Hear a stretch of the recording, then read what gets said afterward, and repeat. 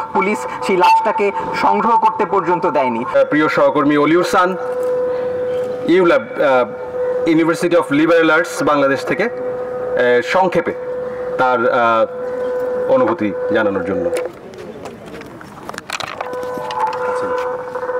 আমরা আসলে অনুভূতি শূন্য হয়ে গেছি, কাজেই অনুভূতি জানানোর আসলে কিছু নেই।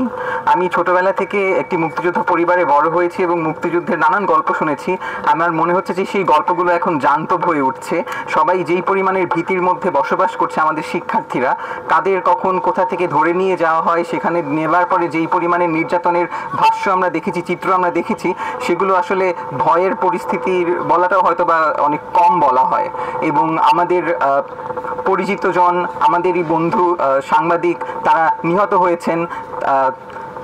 প্রিয় তিনি সায়েন্স ল্যাবে ছিলেন, আলোকচিত্র হিসেবে সংবাদ সংগ্রহ করছিলেন, ঠিক তখনই তাকে পুলিশ গুলি করেছে, তার মাথায় গুলি লাগে এবং সেখানে আমাদের বন্ধুরাও তার সঙ্গে ছিলেন। তিনি পড়ে যান, তার লাশ সেখানে পড়েছিল, পুলিশ সেই লাশটাকে সংগ্রহ করতে পর্যন্ত দেয়নি। কাজেই আমি জানি না যে এটা আসলে এই অনুভূতিটা আমরা কি ভাষায় প্রকাশ করব, এবং ভাষা আসলে এখানে ব্যর্থ হয়ে যায়। কাজেই আমরা ভাষায় সেই অনুভূতিগুলো প্রকাশ করব না, আমাদের মনে শুধুমাত্র ক্ষোভ এবং শোক নেমে আসে, এবং সেই শোক থেকে আমরা শক্তি সংগ্রহ করি এই প্রতিবাদগুলো জানানোর। কারণ কোনোভাবেই আমরা এটাকে হতে দিতে পারি না। এটা প্রতিরোধ করার যেই উদ্যোগ আমাদের শিক্ষার্থীরা গ্রহণ করেছে এবং তার সঙ্গে জনতারা যোগ দিয়েছেন, এটি আসলে দীর্ঘ সময়ের এই অত্যাচার জুলুমেরই একটা রূপ। এবং আপনাদের নিশ্চয়ই মনে থাকবে যে কিভাবে আমাদের বিভিন্ন সমাজের বিভিন্ন পরিসরে নানান মানুষজনদেরকে এভাবে যে মারা যায়, মেরে ফেলা যায়, ধরে নিয়ে যাওয়া যায়, গুম করে নেওয়া যায়, সেটাকে একেবারেই স্বাভাবিকীকরণ করা হয়েছে। সেই স্বাভাবিকীকরণের বিরুদ্ধে যে আওয়াজটা উঠেছে, সেই আওয়াজের সঙ্গে আমরা সামিল বড়জোর হতে পারি। সেই জায়গা থেকে আমাদের আজকে এখানে সমবেত হওয়া।